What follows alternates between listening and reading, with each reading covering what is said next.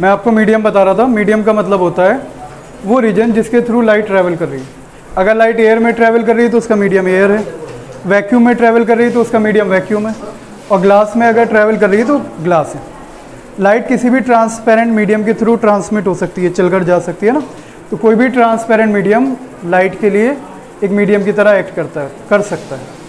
इतनी बात समझ में आई? लेकिन ऐसा भी ज़रूरी नहीं कि लाइट एक ही मीडियम में चलती रहे।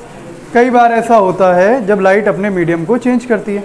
मिसाल के तौर पर आपने ऊपर से लाइट रेज डाली, एक टॉर्च जलाई और आप एक पॉन्ड के पास खड़े हुए हैं, तालाब के किनारे। जब आप लाइट रेज डालेंगे, अगर ये तालाब का सरफेस है तो वो लाइट रेज एयर से ट्रैवल करके वाटर के अंदर एंटर करेंगे, मीडियम चेंज हुआ, इसी को रिफ्रैक्शन बोलते हैं। ठीक। और जब कभी भी लाइट रिफ्रैक्ट होती है तो लाइट थोड़ा सा बेंड हो जाती है। ठीक है। वो डिपेंड करता है कि आप जिस मीडियम में लाइट एंटर करा रहे हैं वो कोई रेयर मीडियम है या फिर डेंसर मीडियम है। ठीक। अभी फ़िलहाल ऐसा करते हैं, ये जो बीच में लाइन बनी हुई आ रही है ना, इस लाइन को एक बाउंड्री सपोज कर लेते हैं कि ये दो मीडिया की बाउंड्री है। इसके ऊपर बिल्कुल मीडियम अलग, एयर है तो पूरे में एयर, और नीचे पूरे में वाटर है तो वाटर, या ग्लास है तो ग्लास। नंबर से इसको डिनोट कर सकते हैं आप। ये हो गया आपका मीडियम नंबर 1 और ये हो गया medium number 2। First medium and second medium, and light is coming from first medium and going into second medium. याद रहेगी बात? ये लाइट रे जो आकर यहाँ पर मीडियम पर टकराती है, एंटर करती है दूसरे लाइट उसमें मीडियम में, इस लाइट रे को हम कहते हैं इंसिडेंट रे।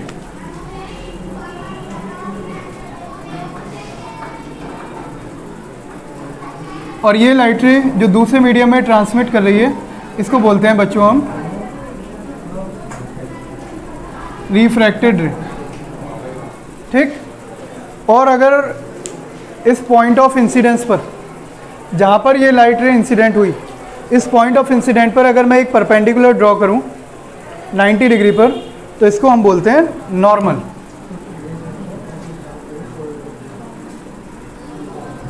ठीक है। Incident ray, reflected ray and normal. याद रहेगी बात? ठीक। इंसिडेंट रे नॉर्मल के साथ जो एंगल बनाते हैं इसको बोलते हैं angle of incidence, and it is denoted by i. और ये जो रिफ्रैक्टेड रे है ये भी नॉर्मल के साथ एक एंगल बनाएगी, इस एंगल को हम कहते हैं angle of refraction, and it is denoted by R. याद रहेंगी दोनों बातें? इंसिडेंट रे और इसका एंगल नॉर्मल के साथ एंगल ऑफ इंसिडेंस, रिफ्रैक्टेड रे इसका एंगल नॉर्मल के साथ एंगल ऑफ रिफ्रैक्शन। ठीक। ये पूरा डायग्राम समझ में आ गया?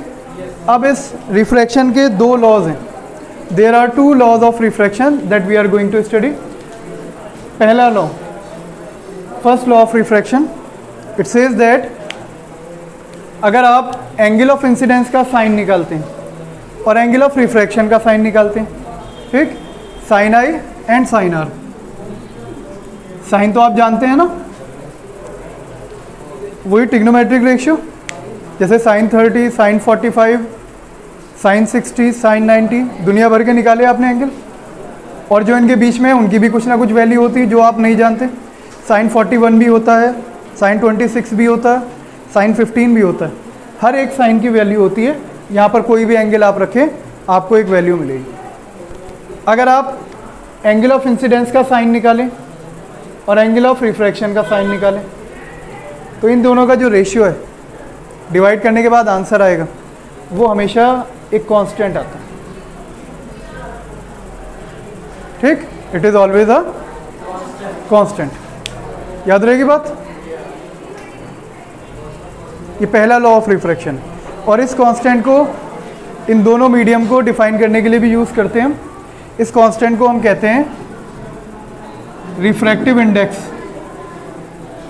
Refractive index of second medium with respect to first. या फिर ऐसे भी कह सकते हैं sine I upon sine R equal to n/1। जब कोई चीज़ फिक्स है, कांस्टेंट है, तो उसको आप मीडियम को डिफाइन करने के लिए यूज़ कर सकते हैं। भाई मीडियम फिक्स तो ये भी फिक्स, चाहे आप एंगल ऑफ इंसिडेंस कितना भी रखो। अगर आपने यहाँ से एंगल ऑफ इंसिडेंस चेंज करना स्टार्ट किया बिल्कुल सीधी रे जो ऊपर से आती है इसके लिए एंगल ऑफ इंसिडेंस होता है 0, और धीरे धीरे जैसे जैसे रे को आप टिल्ट करते जाएंगे एंगल ऑफ इंसिडेंस बढ़ता चला जाएगा। बढ़ते बढ़ते आप 0 से 90 तक की पूरी रेंज कवर कर लीजिए। यहाँ से यहाँ तक आप चेंज करेंगे, ये यहाँ से यहाँ तक चेंज होना स्टार्ट हो जाएगा। एंगल ऑफ इंसिडेंस बढ़ाएंगे, एंगल ऑफ रिफ्रैक्शन भी बढ़ेगा, लेकिन दोनों को डिवाइड करके जो आंसर होगा ये रत्ती भर चेंज नहीं होगा, ये सेम रहेगा, कांस्टेंट रहेगा। ये पहला लॉ, पहला कानून है इसका, लॉ ऑफ रिफ्रैक्शन। याद रहेगी बात? और इसी को हम बोलेंगे refractive index of second medium with respect to first. अब second law of refraction, it is just like second law of reflection. अगर आप incident ray, reflected ray and normal, इन तीनों को ऑब्जर्व करें एक साथ, ये तीनों एक सेम प्लेन में लाई करेंगे। इनको तीनों को आप एक साथ एक शीट पर ऑब्टेन कर सकते हैं। इनको अगर इधर से देखें तो एक सीध में तीनों आपको नज़र आ सकते हैं। ठीक, ये कहलाता है इसका second law of refraction, that incident ray, refracted ray and normal all will lie in the same plane. याद रहेगी बात? Incident ray, refracted ray and normal all lie in the same plane। ठीक,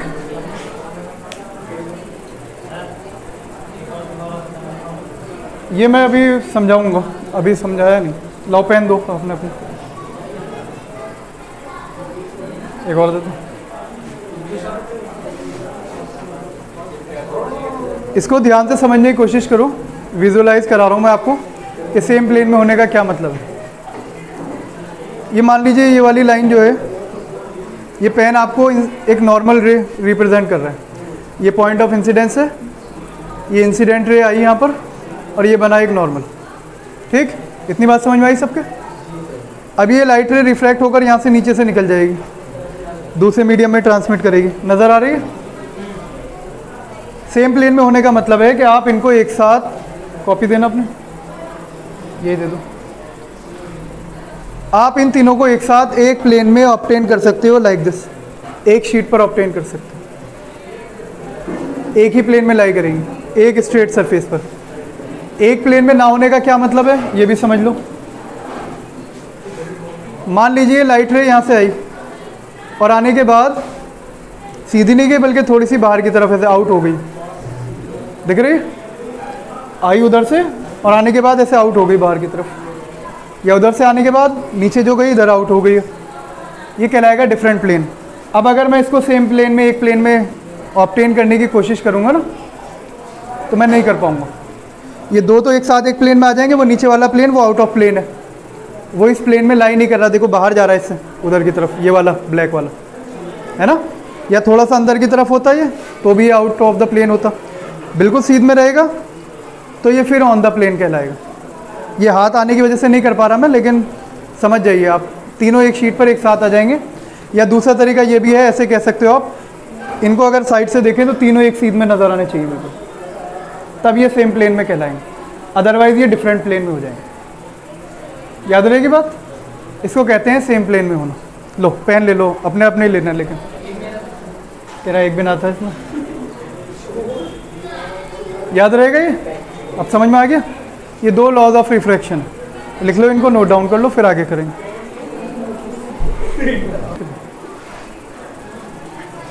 थोड़ी सी बात करते हैं रिफ्रैक्टिव इंडेक्स के ऊपर, इसका क्या मतलब है। रिफ्रैक्टिव इंडेक्स का मतलब सिर्फ इतना नहीं है कि आप एंगल ऑफ इंसिडेंस का साइन और एंगल ऑफ रिफ्रैक्शन का साइन निकाल कर उसको डिवाइड करो, ये भी रिफ्रैक्टिव इंडेक्स है।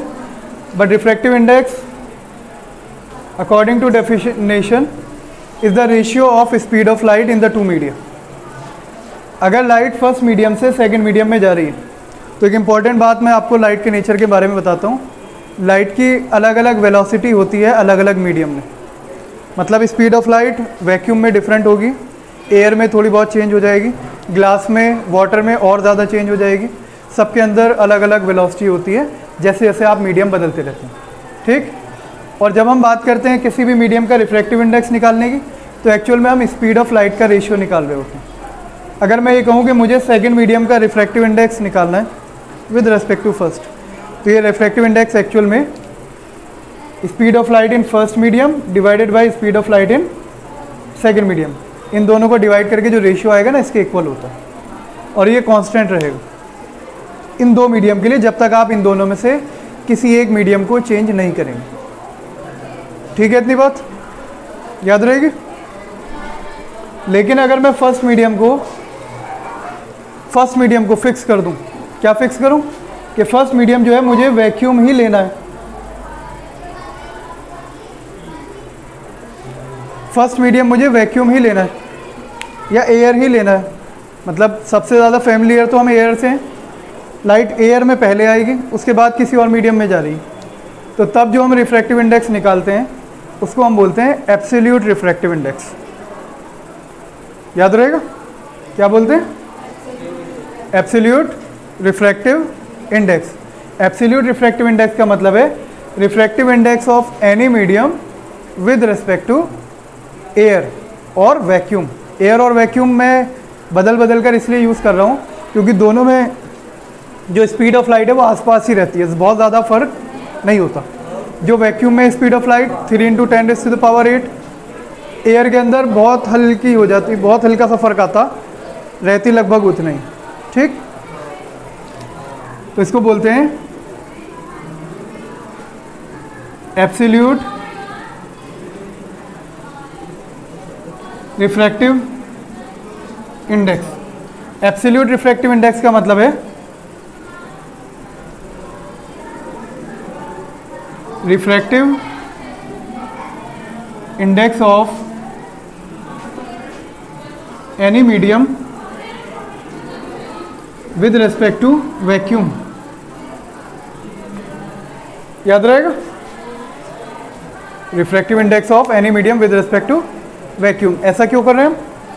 ताकि हम सबको एक स्टेज पर ले आएं, सबका कंपैरिजन एक से होगा तो फिर सबको आपस में कंपेयर करना हमारे लिए आसान हो जाएगा, सबके रिफ्रैक्टिव इंडेक्स की वैल्यू निकाल कर याद भी कर सकते हैं।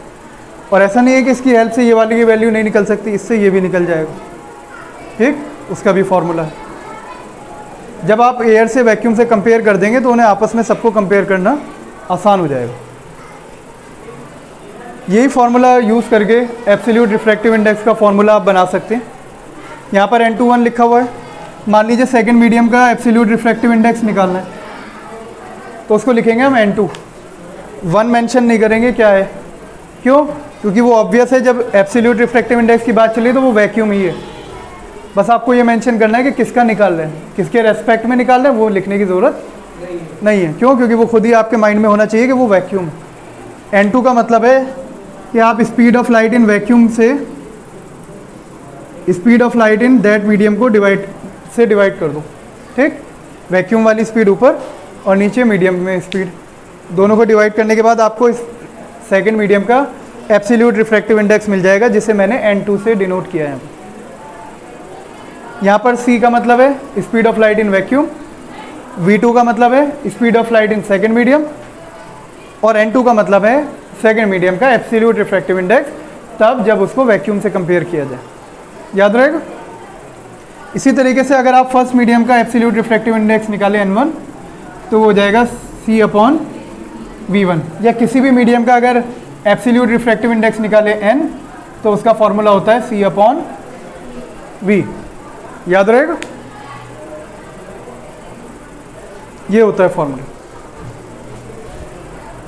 उतारो इसको, फिर करते हैं आगे। देखो, इसके बाद की बात सुनो। अगर आपको किसी भी चीज़ का एब्सोल्यूट रिफ्रैक्टिव इंडेक्स पता है तो आप उन मीडियम का आपस में भी निकाल सकते हो रिफ्रैक्टिव इंडेक्स। भाई रिफ्रैक्टिव इंडेक्स हमने N21 कैसे डिस्कस किया? N21 का मतलब है V1/V2। V1 आप यहाँ से निकाल लो और V2 यहाँ से निकाल लो। ठीक, यहाँ से अगर मैं V1 निकालूंगा तो V1 हो जाएगा C/N1, और यहाँ से अगर मैं V2 निकालूंगा तो ये हो जाएगा C/N2। तो ये दोनों वैल्यूज़ आप यहाँ रख दो, C/N1 डिवाइडेड बाई C/N2। जब किसी फ्रैक्शन के अपॉन में फ्रैक्शन आती, रेसिप्रोकल होकर ऊपर चली जाएगी, C से C कट जाएगा रेसिप्रोकल होने की वजह से, N2 ऊपर आ जाएगा, N1 नीचे। ये भी एक रिफ्रैक्टिव इंडेक्स का फॉर्मूला है, मतलब N21 equal to N2 upon N1। Absolute refractive index medium को आपस में तो कंपेयर कराता ही है, इसकी हेल्प से आप किसी भी मीडियम का दूसरे के रेस्पेक्ट में रिफ्रैक्टिव इंडेक्स निकाल सकते हैं, बस उनको डिवाइड करके। तो कुल मिलाकर रिफ्रैक्टिव इंडेक्स के आपके पास अब तक 3 फॉर्मूले हो चुके हैं। पहला फॉर्मूला साइन आई अपॉन साइन आर, दूसरा formula V1 upon V2 and तीसरा formula N2 upon N1। N21 can be written as V1 upon V2 and also sine I upon sine r. याद रहेगा ये फॉर्मूले आप लिख लो, ये इंपॉर्टेंट है। ये कहाँ से आए ये भी ना पता हो, लेकिन ये फॉर्मूले ज़रूर पता होने चाहिए आपको। इससे आगे की बात सुनो,